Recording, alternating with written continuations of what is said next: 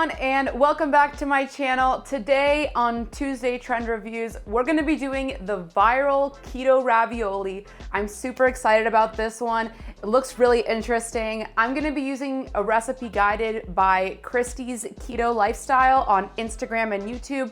I'll make sure to link her in the description below. But I'm gonna be doing a little bit of my flair on it as well, so let's just jump right in.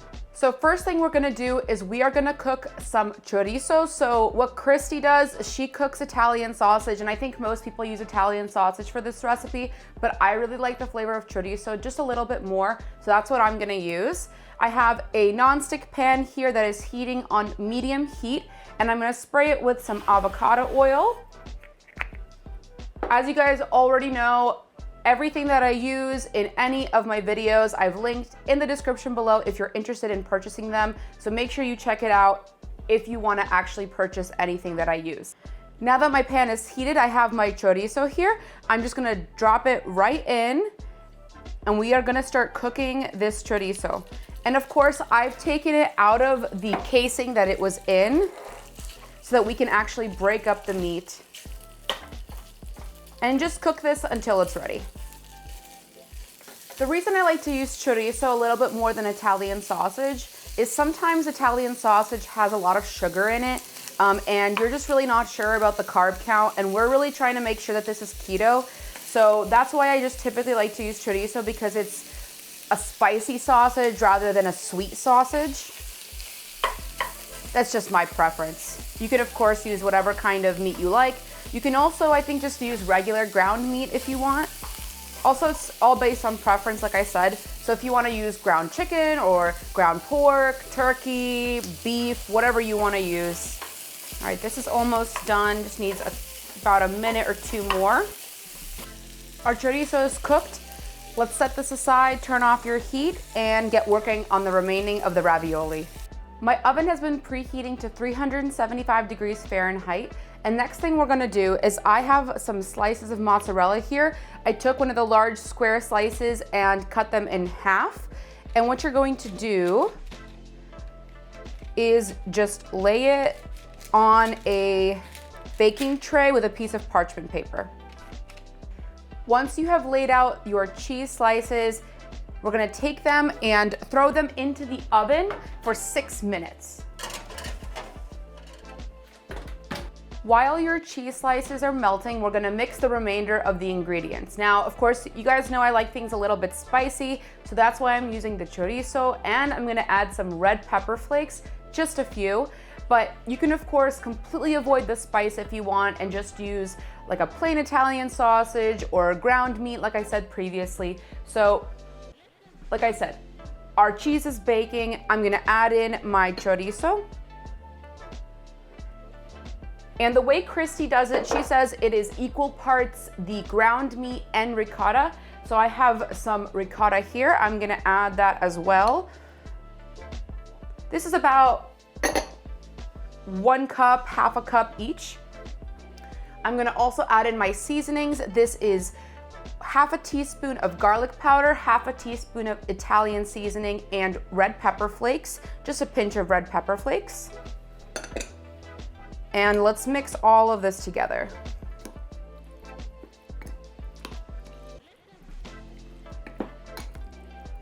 For the ricotta, just use whatever kind you want. If you want to use the part skim or the whole milk or double cream, I like the double cream. I think it's just, I really like the texture of it, so that's why I'm gonna use that for this.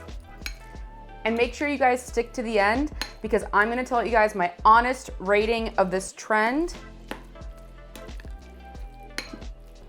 It looks like it's gonna be really good. I mean, it has basically all my favorite ingredients in it: chorizo, cheese. I can't imagine this being bad. All right, and one other thing I'm gonna add to this is I really love fresh basil. So I'm gonna add some fresh basil to our mixture as well. Now you can set this aside while we wait for our cheese slices to finish.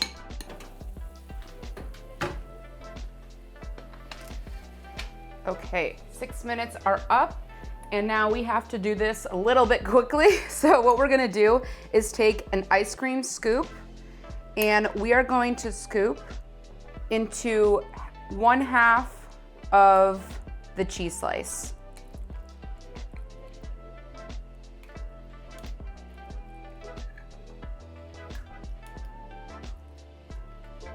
You don't want to wait too long because otherwise the cheese will set.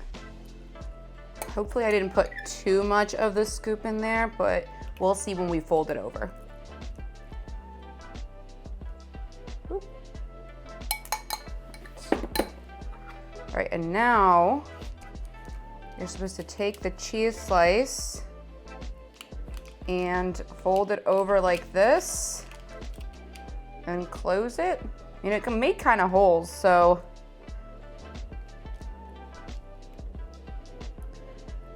we'll see. But as long as it closes, I think it's fine. I think when it all melts together, it's gonna turn out like the ravioli. I've also seen people do the same thing with a larger piece. So instead of cutting the square slice in half, they just use the whole square. It makes a larger ravioli. Probably a little bit easier to work with than these small ones, or just put less of the scoop in, so maybe a little less than I did. But I think either way, it turns out good. It just depends on what size you want. Okay, so I have closed all of the cheese slices. I'm gonna throw this back into the oven, still at 375 for an additional 4 minutes.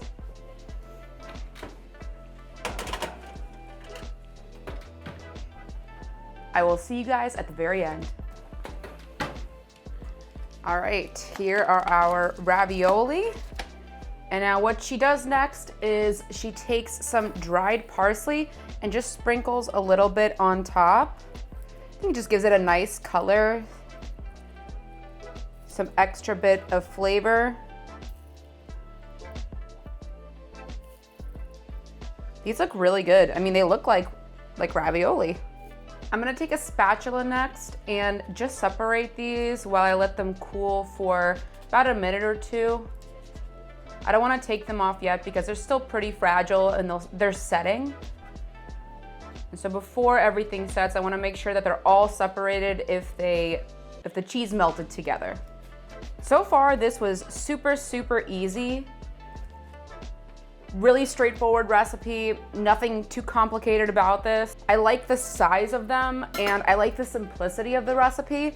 It's something fun, something you can do with your kids. It's really not too complex, and presentation-wise, it looks really delicious so far. So let's let them cool off for a minute or two, like I said, and then we're gonna plate it up and give it a taste test. Here are our viral keto ravioli. They look super, super good, just like ravioli, honestly, and I'm really excited to try it. So I'm gonna take a little piece right here. I'm just gonna cut off a piece of the ravioli, and you can eat this by hand. You can eat this with a fork and knife. I just don't want to be too messy, so I'm gonna eat it with a fork and a knife.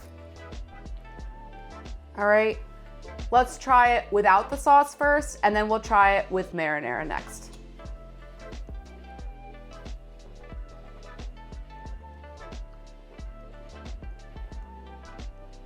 By itself, really good, obviously. I mean, it's meat, it's cheese, a little spicy, super delicious. You can also pair this with marinara. I have a no sugar added marinara sauce here. This is the one by Primal Kitchen. So I want to give it a taste test with the marinara sauce just to see how it pairs with that. So I'm going to add a little bit to that.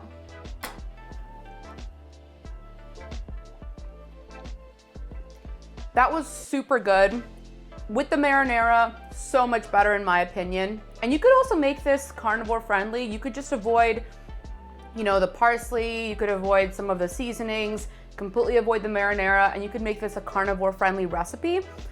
I would give this an 8 out of 10, only because I do really enjoy it, and I think this is a fun snack. You could do this as like a party snack or just a, kind of part of your meal, but this is really calorically dense. I mean, it is ground meat, it has the ricotta, it has mozzarella.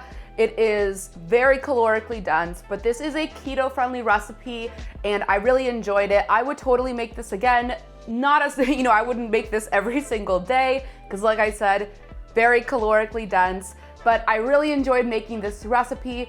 Thank you so much to Christy's Keto Lifestyle for the great instructions.